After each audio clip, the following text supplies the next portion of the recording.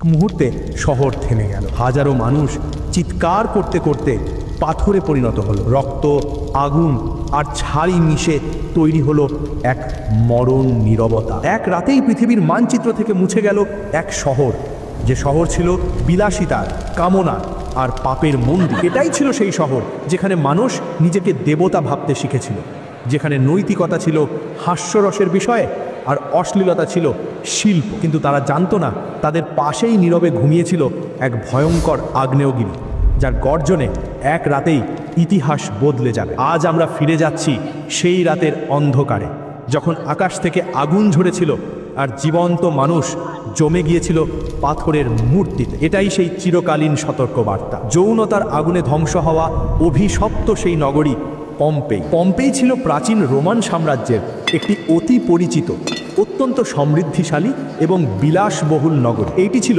আজকের ইতালির নেপলস উপসাগরের কাছাকাছি অবস্থিত। প্রাকৃতিক সৌন্দর্যের লীলাভূমি ছিল এই স্থান।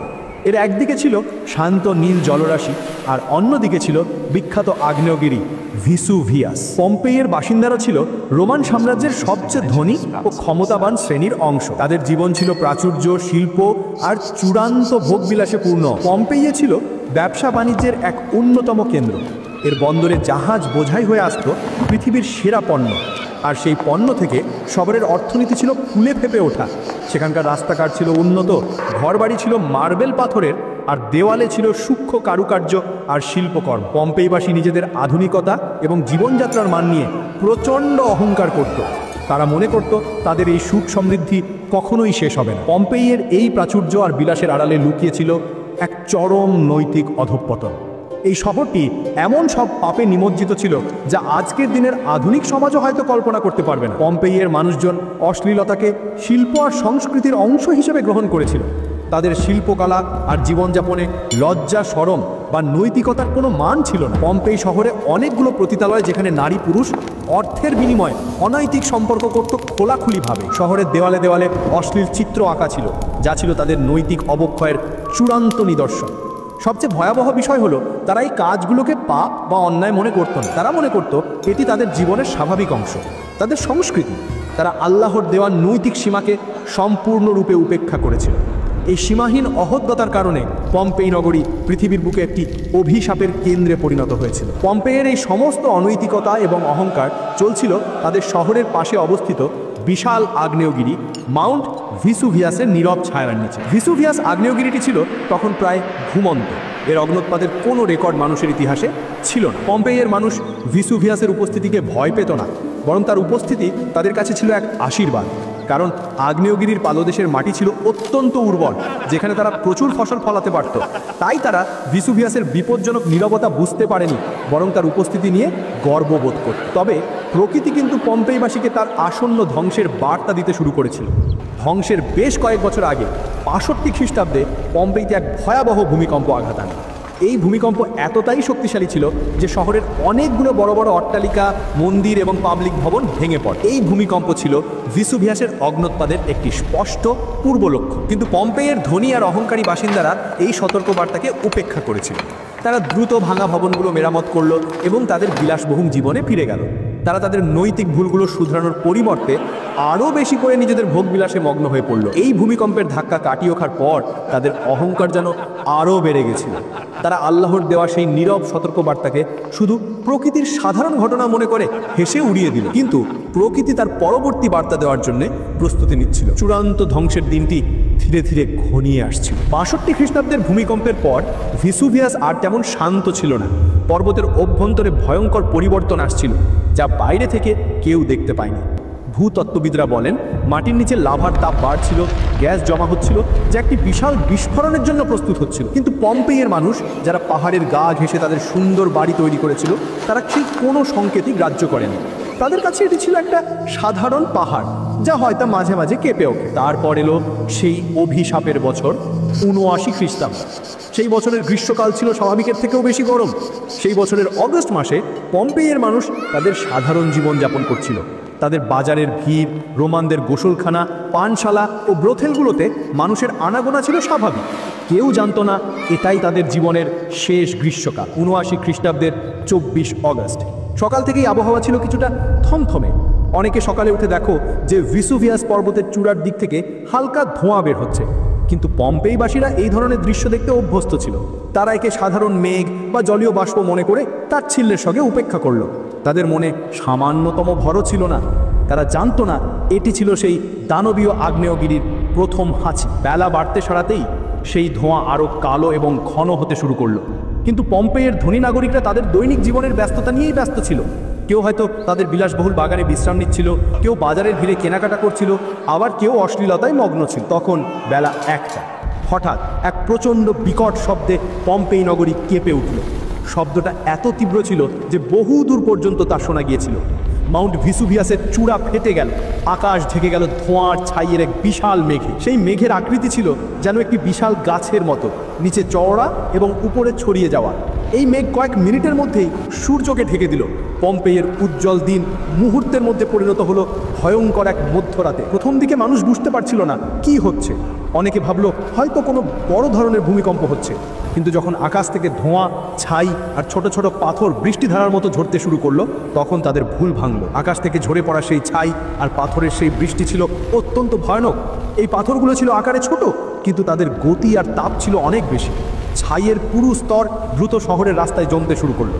পম্পেইয়ের মানুষজন তখন আতঙ্কে দিক বিদিক জ্ঞানশূন্য হয়ে ছোটাছুটি শুরু করলো। অনেকে বুঝতে পারছিল না তারা কোথায় পালাবে। যারা রাস্তায় ছিল তারা দ্রুত নিজেদের ঘরের ভেতরে বা ঘরের নিচে আশ্রয় নিতে চেষ্টা করলো।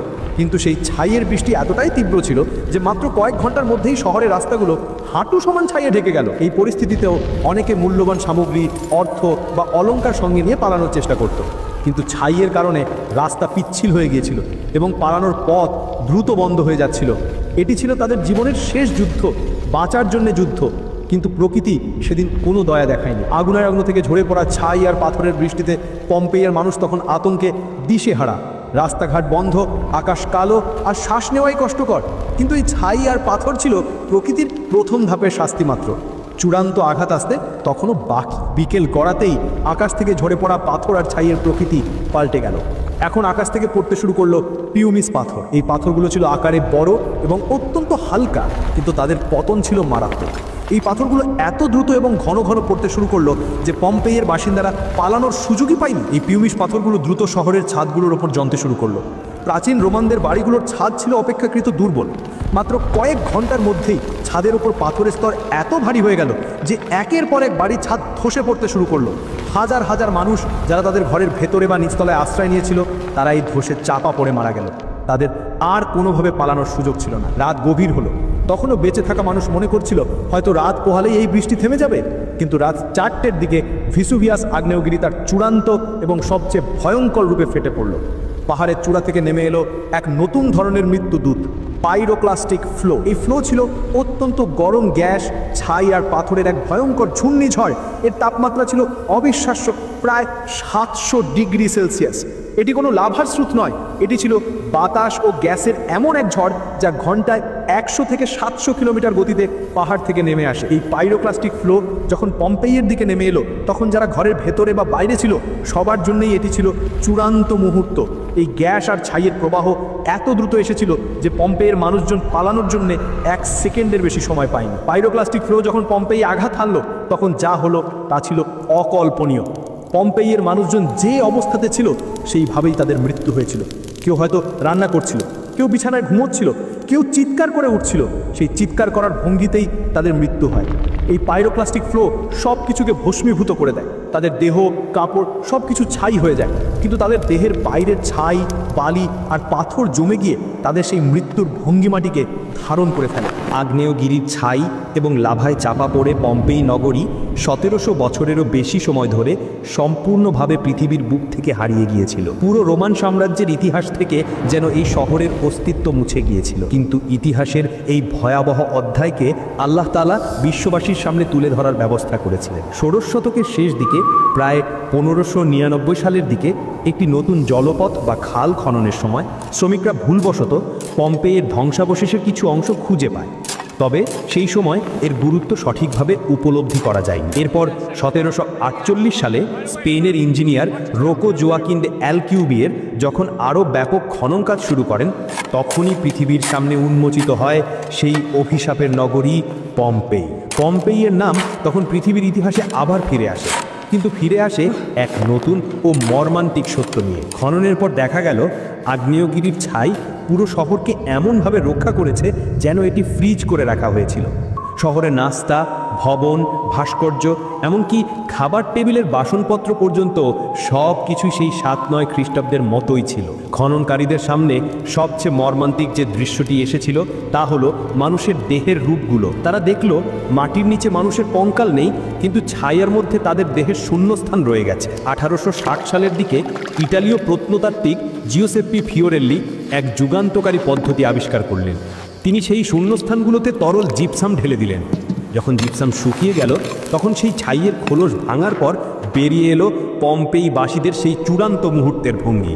তারা যে ভঙ্গিতে মারা গিয়েছিল, সেই ভঙ্গিমায় তারা পাথরের মতো চিরন্তন মূর্তিতে পরিণত হয়েছিল। দেখা গেল কেউ হয়তো ঘুমন্ত অবস্থায় ছিল, কেউ খাবারের টেবিলের উপর মাথা রেখেছিল, কেউ পালানোর জন্য ছুটছিল, আর সবচেয়ে মর্মান্তিক ছিল বাবা মায়ের সাথে জড়িয়ে থাকা শিশুদের চেহারা।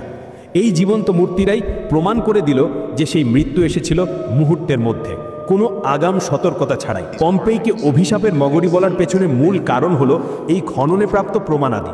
প্রত্নতাত্ত্বিকরা পম্পেই থেকে যে হাজার হাজার শিল্পকর্ম, ভাস্কর্য এবং চিত্রকর্ম উদ্ধার করেন, তার একটি বিশাল অংশ ছিল চরম অশ্লীলতা ও অনৈতিকতায় ভরা। শহরে অনেক পতিতালয় ছিল, সেসব জায়গার দেয়ালে খুব খোলামেলা ছবি আঁকা থাকতো। সাধারণ ঘর সাজানোর জন্যও তারা খোলামেলা ধরনের মূর্তি ব্যবহার করত। যৌনতাকে তারা লুকানোর মতো কিছু মনে করত না।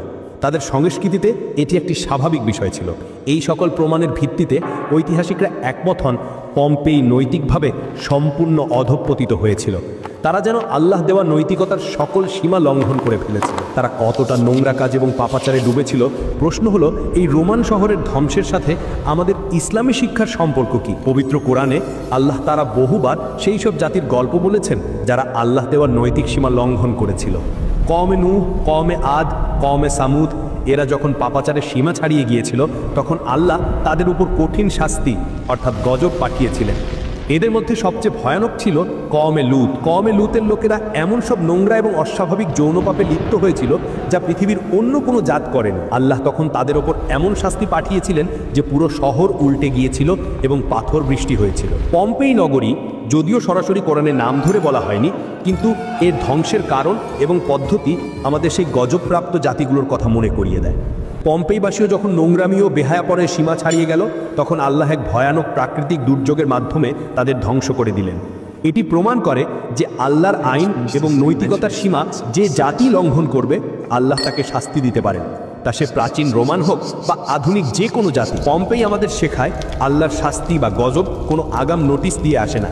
পম্পেই মানুষজন দিনের আলোতে তাদের স্বাভাবিক কাজ করছিল, কেউ বাজারে, কেউ বাগানে, কেউ বা মন্দিরে, কিন্তু নিমিষেই তাদের জীবন শেষ হয়ে গেল। ভিসুভিয়াসের সেই অগ্নুৎপাত প্রমাণ করে আমরা যতই সম্পদশালী হই না কেন, যতই ক্ষমতাশালী হই না কেন, আল্লাহর একটিমাত্র হুকুমের সামনে আমরা সবাই অসহায়। আমাদের হাতে থাকা মোবাইল ফোন, আমাদের দালান কোঠা, সব কিছুই মুহূর্তের মধ্যে ধ্বংস হতে পারে। তাই যখনই পাপের কাজ করি, তখনই এই পম্পেইয়ের কথা মনে করা উচিত। আমাদের উচিত আল্লাহর শাস্তি আসার আগে পাপ ছেড়ে দিয়ে তওবা করে সৎ পথে ফিরে আসা, কারণ মৃত্যুর সময় বা গজব আসার সময় তওবার দরজা বন্ধ হয়ে যায়। এই অভিশপ্ত নগরী থেকে আমাদের জন্য সবচেয়ে বড় শিক্ষাগুলো হলো: 1. তওবার সময় পাপ করার পর বেশি সময় নষ্ট না করে সাথে সাথে আল্লাহর কাছে ক্ষমা চাইতে হবে, কারণ পম্পেইবাসীদের মতো আমাদের জীবনের শেষ মুহূর্ত কখন আসবে তা আমরা জানি না। 2. পর্দার গুরুত্ব।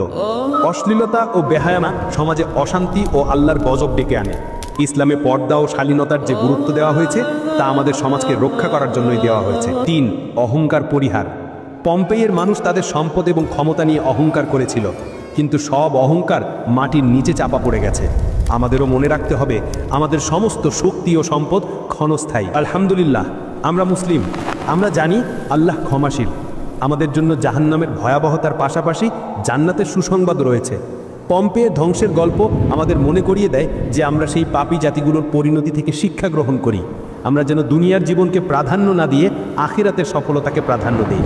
আসুন আমরা সকলে মুহূর্তে আল্লাহর কাছে দোয়া করি, হে আল্লাহ, আমাদের অন্তরকে সব ধরনের পাপ থেকে পবিত্র করে দিন এবং আমাদের জীবনের সকল কাজকে আপনার সন্তুষ্টির জন্য কবুল করুন।